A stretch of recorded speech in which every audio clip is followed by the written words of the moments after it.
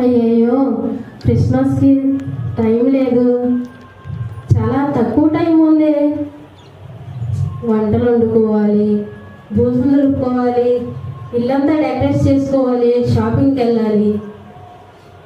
మరీ కొద్ది రోజులే ఉంది. ఈ కోడళ్ళు ఎక్కడ చచ్చారో ఏంటో. ఒసే ప్రసన్న, రేవంతి, ఇలా రండి. ఏం చేస్తున్నారే?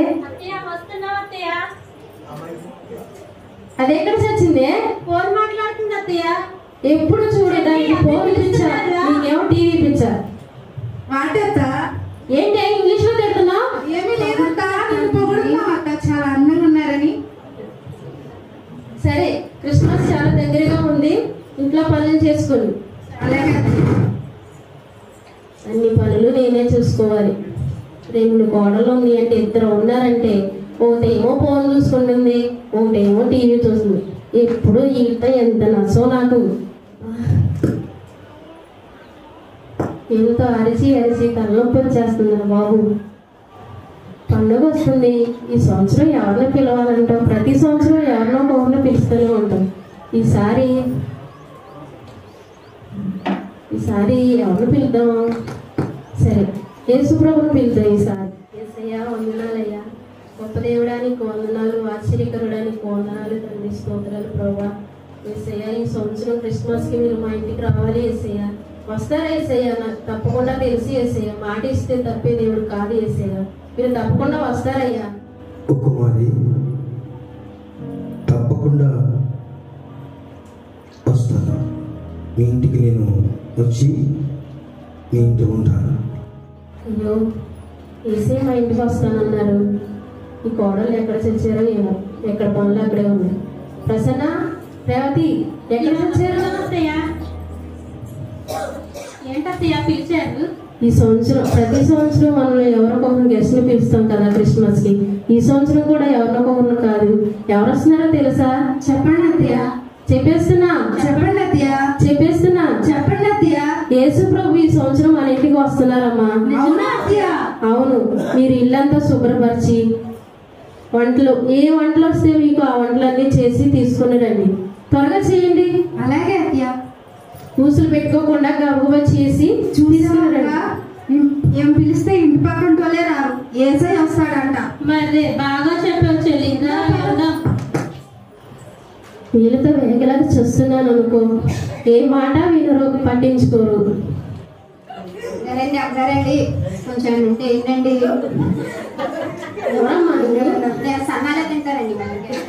ఎవరమ్మా అసలు నువ్వు? అవతలికి వాసన వచ్చేస్తుంది, అవతలికి. గూగుల్ పే ఫోన్ పే 2 ఉన్నాయి. ఎవరమ్మా అసలు నువ్వు? ఇంట్లోకి ఎవరు ఇచ్చారు? చెప్పించు కదా, కనపడలేదా? నేను పిలిచానా నిన్ను? కొంచెం ఉంటే ఏంటి, వెళ్ళిపోతాను. లేవు లేవు, అవతలికి వెళ్ళిపో. వెళ్ళమ్మా, వెళ్ళు, వాసన వచ్చేస్తున్నావు. ఏంటండి కొంచెం?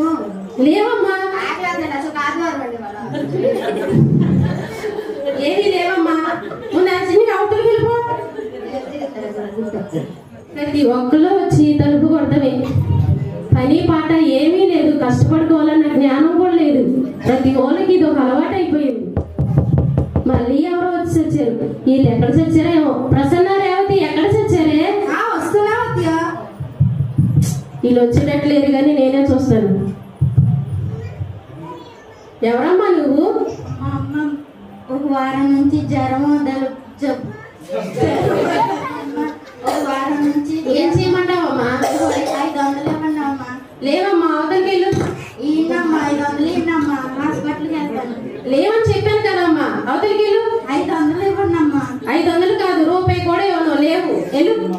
మేము క్రిస్మస్ జరుపుకోవాలి ఈ రోజు, ఈ సంవత్సరం గ్రాండ్ గా జరుపుకుందాం అనుకుంటున్నాం. 500 ఇవ్వండి.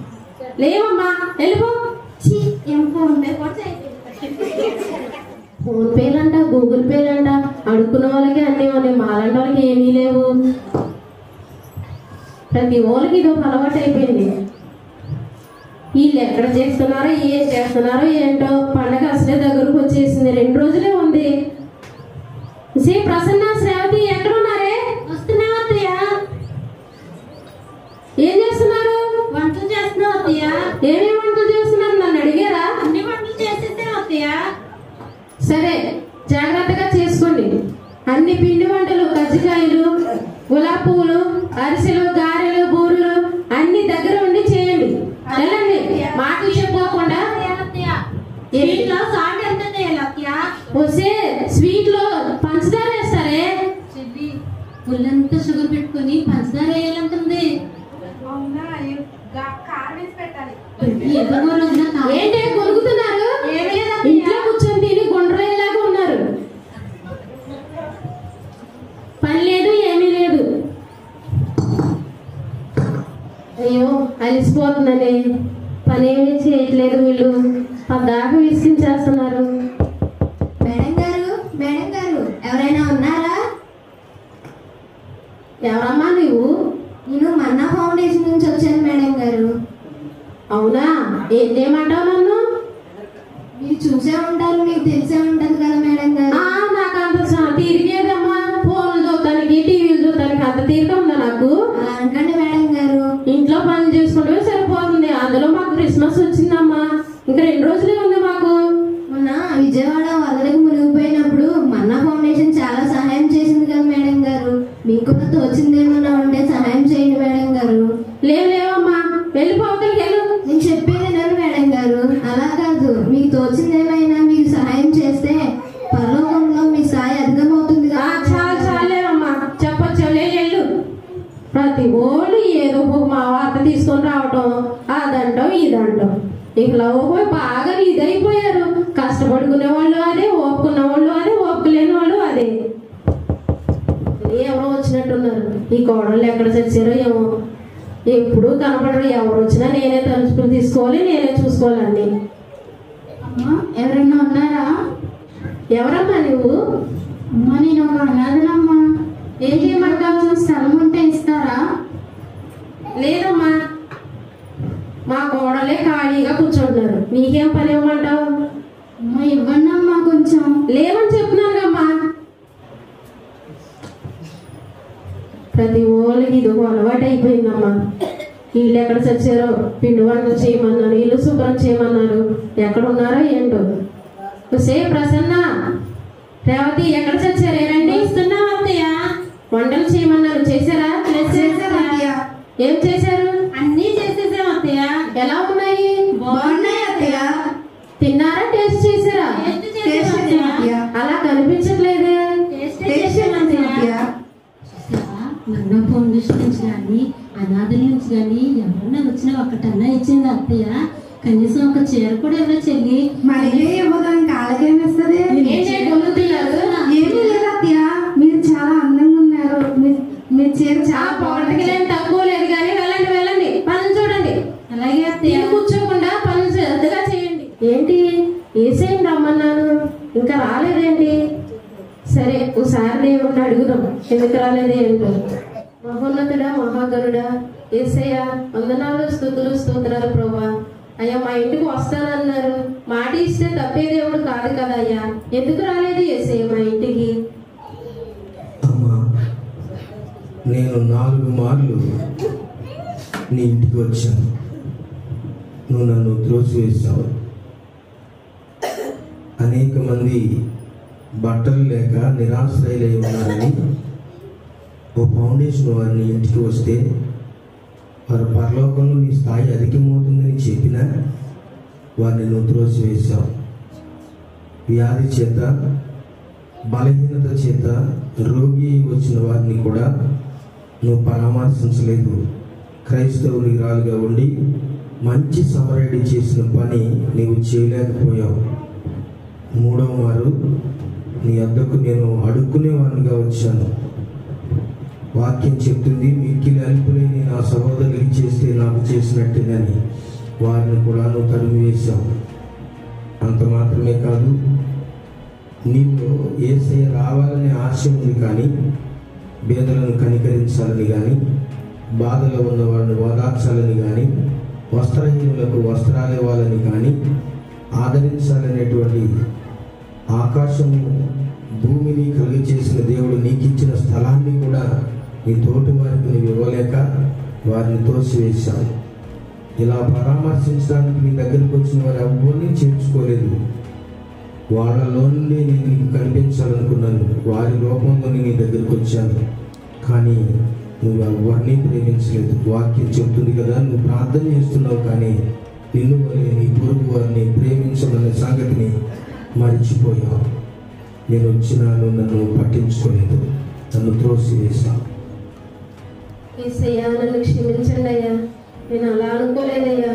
మహోన్నతమైన శరీరం ధరించుకొని మీరు దేవదూత వలె వస్తారనుకున్నాను, కానీ ఇలా మా ముందుకు వస్తారని అనుకోలేదు యేసయ్యా.